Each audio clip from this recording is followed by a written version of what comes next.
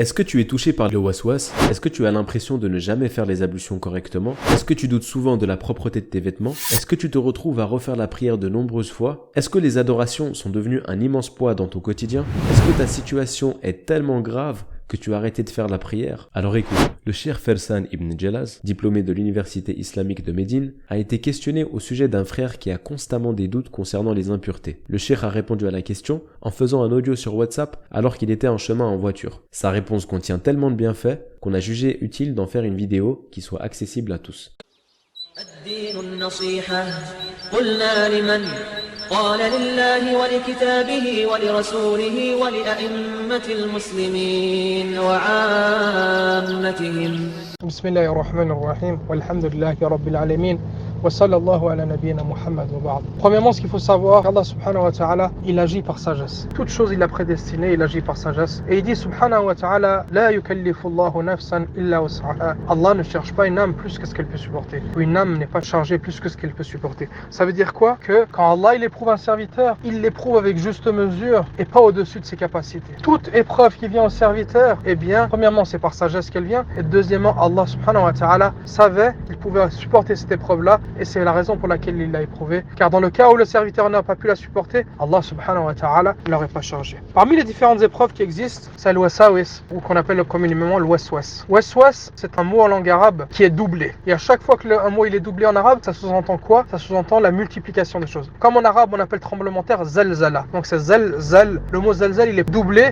pour montrer que la chose, elle se fait de manière multipliée. De même, on appelle al-madmada, le fait de mettre de l'eau dans la bouche pendant les ablutions et de se purifier ou de se gargariser le gosier avec l'eau. Pourquoi? Parce qu'à partir du moment où on met de l'eau dans la bouche pendant les ablutions al-madmada, eh bien, on fait partir l'eau dans tous les sens et on nettoie toute notre bouche. Donc, qu'est-ce qui est voulu par ça? C'est-à-dire que c'est la multiplication. Et la même chose dans al-waswasa. Waswas, c'est-à-dire que c'est quelque chose qui est multiplié. Quelle est cette chose? C'est le fait que le diable vient et souffle à l'oreille du serviteur et il vient et il lui insuffle les insufflations du diable. C'est comme s'il venait, il faisait toute la journée, il va lui parler de la même chose. Toute la journée, il va venir et user le serviteur dans un domaine précis.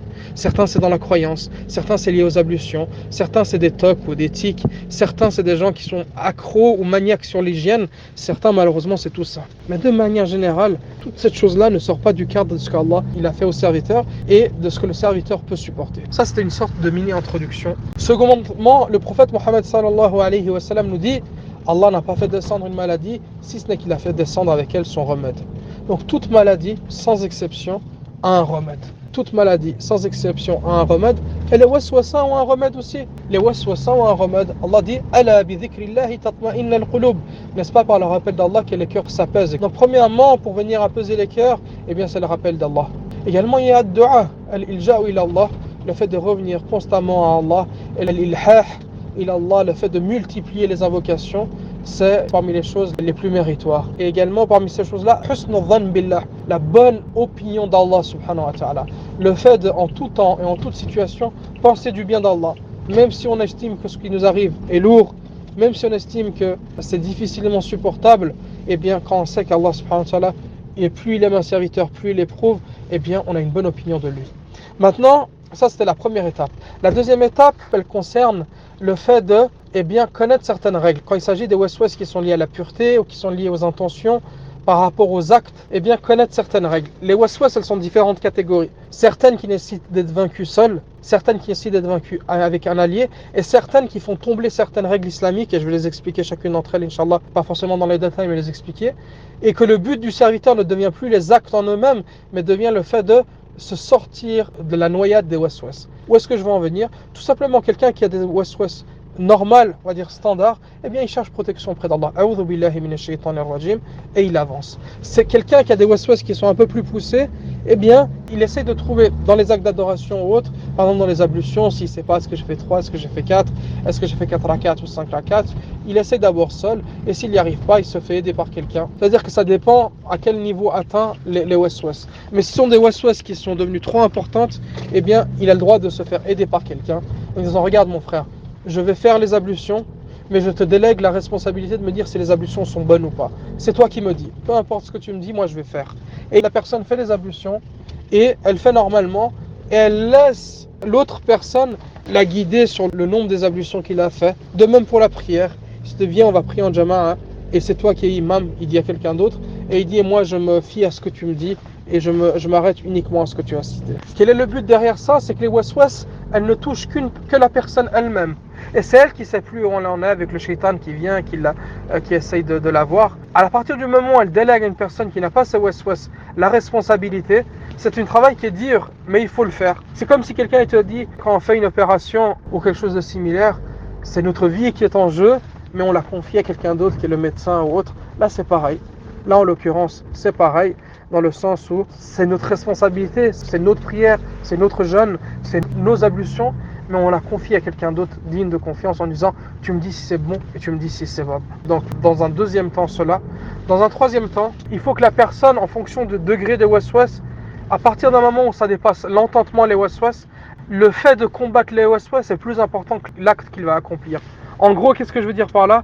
Passer un certain temps, et avant ça, introduction à ce troisième point, ce qu'il faut savoir, c'est que la relation que le serviteur il a avec Allah, ça doit être une relation qui est basée sur at-taqwa, la piété. Et la taqwa, c'est quoi? C'est le fait que le cœur il s'adoucit devant Allah subhanahu wa ta'ala et qu'il délaisse les interdits avec une lumière venant d'Allah.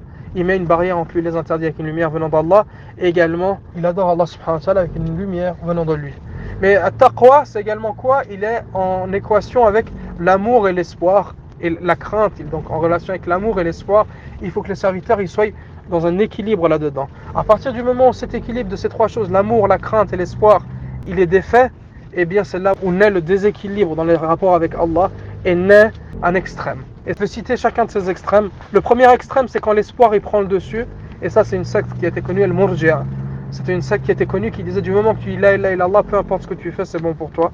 Pourquoi? Parce qu'ils avaient placé toute leur relation avec Allah était basée uniquement sur l'espoir et ils n'avaient plus de crainte. Et l'amour et la crainte étaient devenus secondaires. Et ils ont laissé les textes qui parlaient des autres points. Le deuxième point, c'est l'exagération dans l'amour. Et ça, c'est les soufis. Ils disent nous, on aime Allah, on n'a pas peur d'Allah, on ne craint pas l'enfer, on n'a pas espoir au paradis, mais c'est juste par amour qu'on agit. Et ça aussi, c'est faux. Et tu as une autre secte, c'est le Khawarij. Le Khawarij, c'est les groupes qui rendent mécréants les musulmans, qui eux, leur relation avec Allah était basée uniquement sur les textes de la crainte, les versets de l'enfer, le fait d'être en enfer éternellement. Par contre, les versets qui parlent de l'espoir, ils les ont pas mis en application. Les versets qui parlent de l'amour d'Allah, ils ne les ont pas mis en application. Ils ont bas-coûté au côté suave de la foi, et eux aussi, ils ont exagéré.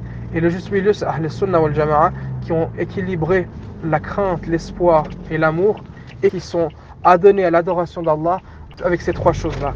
Et les savants ont dit, Ibn al-Qayyim il les cite, ils ont dit, le serviteur, l'équilibre qu'il doit avoir, la crainte, l'amour et l'espoir, c'est celui d'un oiseau. La tête qui dirige l'oiseau et qui le fait vivre, c'est l'amour. Il en est ainsi avec Allah. Il doit aimer Allah et c'est l'amour d'Allah qui doit le pousser à agir et à œuvrer. Il dit alors que la crainte et l'espoir, ce sont les deux ailes de l'oiseau, les deux ailes par lesquelles il vole, et que si une d'entre elles vient à manquer, son vol il devient défectueux, et que si les deux viennent à manquer, eh bien il est en danger de mort. Donc il doit trouver un équilibre. On doit trouver un équilibre avec nos relations avec Allah, comme cet oiseau-là. Donc ça c'est le premier point. C'est l'introduction qui a duré un peu longtemps, mais qui concerne le troisième point, qui est la relation qu'on doit avoir avec Allah subhanahu wa ta'ala, elle doit être basée sur ces trois choses-là. Et il faut que les actes d'adoration, ils aient du goût. Au même titre que quand on aime manger, on mange pour le goût que ça représente.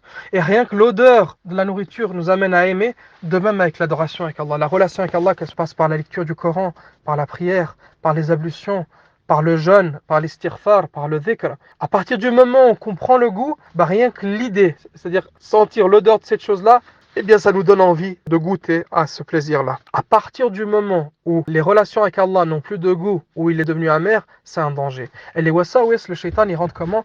Il est là pour dégoûter le serviteur d'Allah ou de l'adoration d'Allah. Il est là pourquoi? Pour lui enlaidir son acte d'adoration, faire en sorte que son acte d'adoration devienne d'une lourdeur extrême, de telle sorte à ce qu'au moment où il se dit, tiens, si j'abandonne la prière, au moins je suis apaisé, je suis tranquille. Si j'abandonne les ablutions, je suis apaisé, je suis tranquille. Si j'abandonne ceci et cela. Pourquoi? Parce que tellement il use son cœur, il use sa raison, il use son corps, eh bien, il n'a plus de relation. La seule relation qu'il a avec Allah, c'est la relation du dégoût de l'adorer. Quand vient le moment de la prière, eh bien, une angoisse qui se crée chez lui, en se disant non, je vais faire les ablutions, quelle horreur, ou non, je vais faire la prière une fois de plus, je vais devoir la recommencer, une fois de plus et une fois de trop. Donc, le serviteur, quand il a passé un stade des waswas et qu'il n'arrive plus à les contrôler, eh bien, il doit faire un combat qui n'est plus de celui de savoir est-ce que ma prière elle est juste ou pas, est-ce que mes ablutions sont justes ou pas, mais qui est plutôt celui en amont, qui est celui de savoir est-ce que j'ai combattu le shaitan dans mes waswas. Et là, le quatrième point, c'est celui que je vais citer, c'est celui de comment est-ce que le shaitan se combat par rapport au waswas. Le shaitan, il se bat comment contre les waswas? Comme premièrement parmi les choses que j'ai citées dans les débuts des audios, mais également avec certaines règles de fiqh fondamentales, qawaid fiqhiyya, parmi laquelle une des règles les plus essentielles, c'est al-yaqinu la yazulu bi shak, la règle qui dit le doute ne fait pas tomber la certitude. C'est-à-dire que la certitude ne peut pas tomber par le doute. À partir du moment où on a fait les ablutions et qu'on a fait la prière, eh bien à partir du moment où on se pose la question, est-ce que j'ai encore les ablutions? La certitude, c'est quoi? C'est que oui, je sais que j'ai fait les ablutions. Le doute, c'est quoi? Le doute, c'est est-ce que j'ai perdu les ablutions en cours de route ou pas? À partir du moment où on n'arrive pas à répondre oui, j'ai perdu les ablutions avec certitude, eh bien c'est la certitude de base qui est j'ai les ablutions ne va pas tomber. Une personne qui fait les ablutions dhuhr, il prie le dhuhr, puis 2 heures plus tard vient l'heure du asr et il se demande est-ce que j'ai les ablutions? Je les avais quand j'ai fait le dhuhr. Est-ce que je me souviens avoir été aux toilettes, avoir lâché un gaz ou dormir? La réponse c'est non. Donc ce que j'ai là, c'est juste un doute. Donc ce doute-là, il ne va pas enlever ma certitude. Donc oui, j'ai les ablutions. Et à partir du moment où le serviteur il a compris cette règle-là, que al-yaqinu la yazulu bi shak, la certitude ne peut s'enlever par le doute, eh bien, il a balayé plus de la moitié de ses doutes et de ses wasawis. Pourquoi? Parce qu'il revient au fondement. Chaque fois que les waswas elles viennent, il se dit quoi? Al-yaqinu la yazulu bi shak. La certitude, elle ne tombe pas avec le doute et il avance, et il avance. Al-yaqinu yazulu bi yaqin. La certitude, elle tombe par une autre certitude. À partir du moment où il a fait les ablutions pour le dhuhr, et ensuite il a pris le dhuhr, puis 1 heure plus tard il est allé aux toilettes, eh bien là il a la certitude qu'il n'a plus les ablutions. Donc la certitude d'avant qui était celle d'avoir les ablutions, elle est tombée par une autre certitude. Mais c'est pas le doute qui l'a fait tomber, c'est la certitude. Ça c'est la première règle que je peux donner comme conseil à appliquer, qui est celle de al-yaqinu la yazulu bi shak. Ensuite, il faut également connaître les règles religieuses liées à l'hygiène islamique. Premièrement, le sperme en islam il est pur et il n'est pas impur. Le sperme, il est pur, il n'est pas impur. Aïcha, elle transmet que quand le prophète sallam il avait sur ses vêtements, elle le grattait uniquement le sperme qui était sec, elle enlevait et puis elle ne lavait pas les vêtements, de un. Mais de deux également, ce qu'il faut savoir, c'est que comment est-ce qu'en islam, la najasa, l'impureté, déjà qu'est-ce que l'impureté? Donc comme j'ai cité, le sperme n'est pas une impureté, mais partons de l'idée de l'urine ou les excréments, comment est-ce qu'on enlève? On enlève ayn najasa, on enlève l'impureté en elle-même, mais pas forcément ses traces. Ça, c'est important. À partir du moment où, par exemple, la femme qui a ses menstrues et ses vêtements sont touchés et sont souillés par le sang des menstrues, la femme va prendre et laver le vêtement, la culotte, la laver avec de l'eau, 1 fois, 2 fois, 3 fois, et encore. À partir du moment où l'impureté est partie et qu'on sait qu'elle est partie, combien même il reste une trace sèche de sang qui n'est pas partie, ce vêtement, il est propre à porter. Pourquoi? Parce que Ayn al-Najasa, il est parti. Le athar qu'il y avait, c'est-à-dire la trace qui reste, ce n'est plus de l'impureté. C'est juste un athar, une trace ou une conséquence de l'impureté. La même chose pour toi, mon frère. À partir du moment où on lave avec uniquement un peu d'eau et qu'on fait partir l'urine sur un vêtement avec de l'eau et qu'on frotte, qu'en est-il de mettre ces vêtements dans une machine à laver qui va laver à 90 degrés, 90 degrés et qui va avoir du détergent, un produit qui est, je vais dire, corrosif pour être simple, pour vulgariser un petit peu, et qui va venir laver pendant 2 heures. Bien entendu qu'il n'y aura aucune trace d'impureté. Et toute chose que tu estimes étant une trace d'impureté, ce n'est pas de l'impureté. Et la base, c'est que cette machine-là, elle lave bil yaqin, elle lave avec certitude. Une machine qui vient laver pendant 2 heures, il n'y a plus aucun doute sur le fait que les vêtements sont propres. Combien même il peut rester des traces là. Donc ça, c'est important de connaître les règles religieuses, de pouvoir les appliquer. Le prophète sallallahu alayhi wa sallam, quand le bédouin il est venu dans la mosquée, qu'il a uriné dans la mosquée, qu'est-ce qu'il a dit? Il a dit verser un seau d'eau sur son urine. Donc tout simplement en versant un seau d'eau, l'urine elle est partie. Alors qu'on sait que l'urine, elle est venue, elle s'est mélangée avec l'eau, donc la grande quantité de pur qui était l'eau est venue et elle a balayé la petite quantité d'impur, mais ils sont quand même restés mélangés ensemble et ils se sont éparpillés et ça a séché. Mais c'était largement suffisant pour que islamiquement ce soit considéré comme propre. Et c'était où? Dans la mosquée de Médine. Un lieu qui est quoi? Bien plus sacré que ma maison et ta maison, cher frère. Bien plus sacré que ton vêtement et mon vêtement. C'était le seul sur lequel, sallallahu alayhi wa sallam et ses compagnons posaient la tête. Donc si eux, ils ont estimé que cette chose-là était pure, eh bien c'est pas à nous de considérer qu'elle est impure. Donc ça, c'est l'autre conseil que je peux donner. Et le dernier conseil que je peux donner, il est d'ordre, on va dire, sociétal ou comportemental ou social, qui est le fait de, à partir du moment où le serviteur il est seul, le shaitan il vient et il lui met les waswas. À partir du moment où il est seul, il vient, il lui met les waswas. Donc j'invite celui qui a des waswas à occuper son temps dans le halal.